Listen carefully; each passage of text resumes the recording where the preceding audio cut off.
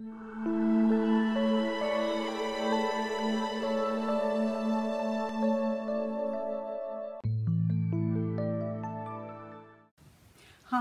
welcome to the next video in this series on depression.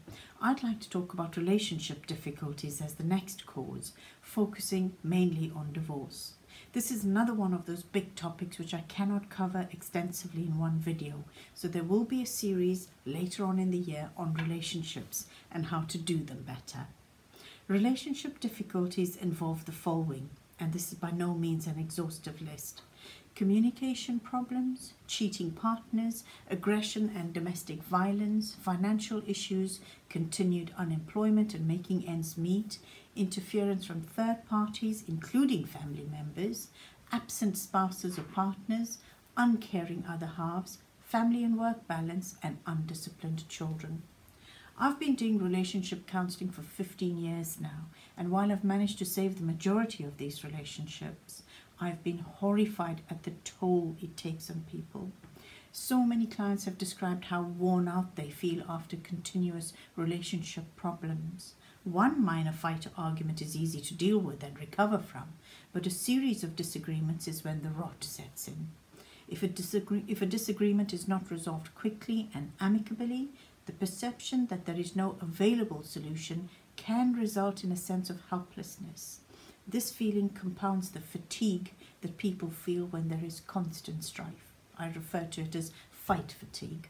Continual disagreements and the resulting emotional fallout causes serious stress, which in turn affects other aspects of our lives, namely how we eat, what we eat, our sleep patterns, socializing, and our perception of things. Regular highs and lows start to cause downturns in mood, which can easily turn into depression left unchecked. Sadly, most people seek help when it is very late, after depression's already set in. If they had sought help for the original problem, namely the relationship issues, they would most likely not have suffered depression at a later stage, because it certainly would not have been allowed to take hold, and they would have continued to remain optimistic about things. This is how one problem turns into another, and then you're trying to fix two things at once instead of fixing the initial thing. This again highlights why it is essential to deal with problems in your life directly and promptly, rather than sit around waiting and hoping that it will all get better on its own miraculously. That may happen in Hollywood movies, but in real life this seldom happens. We need to make things happen ourselves. I mentioned some examples of relationship difficulties and why couples fall out with each other. But what happens when couples just fall out of love with each other?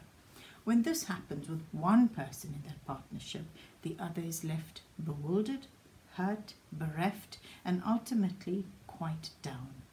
When couples mutually agree that the relationship has come to a natural end, there is usually a period of sadness, but it is short-lived and causes little or no damage. It is when one person is not ready to leave a relationship that the greatest damage occurs. Often there is a sense of failure associated with the ending of a relationship, and this is probably one of the biggest lead-ins to depression in many people.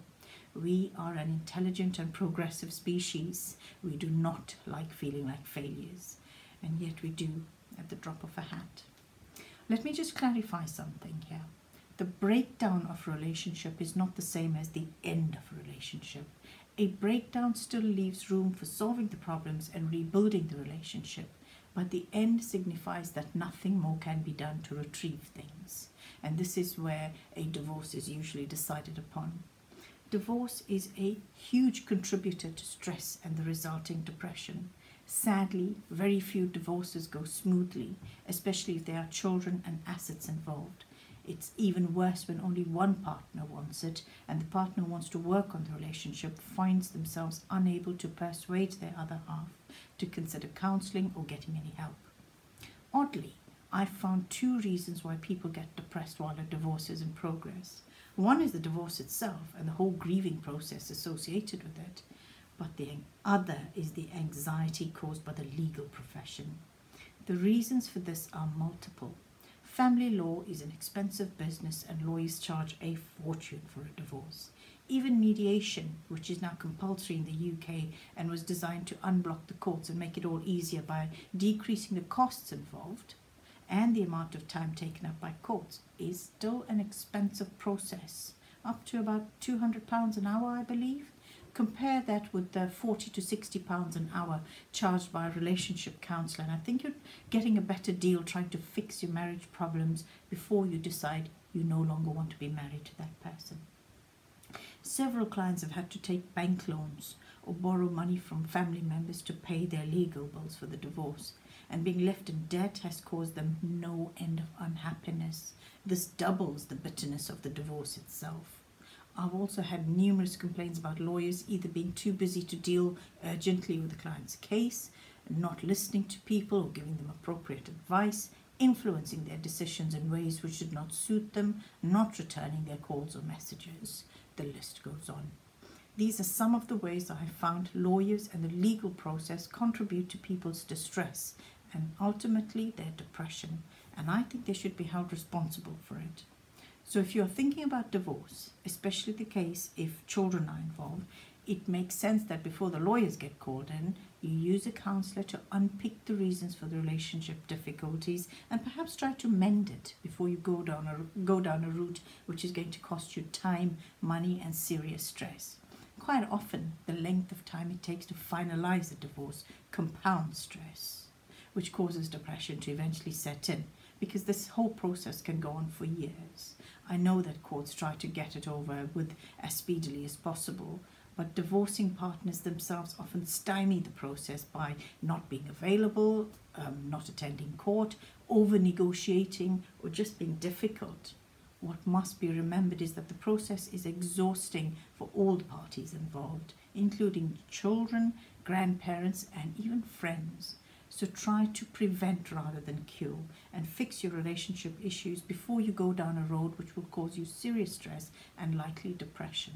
Get help when you need it. Don't wait for a miracle. Thank you for watching. Please don't forget to like, share and subscribe, and see you again at the next video. Until then, bye.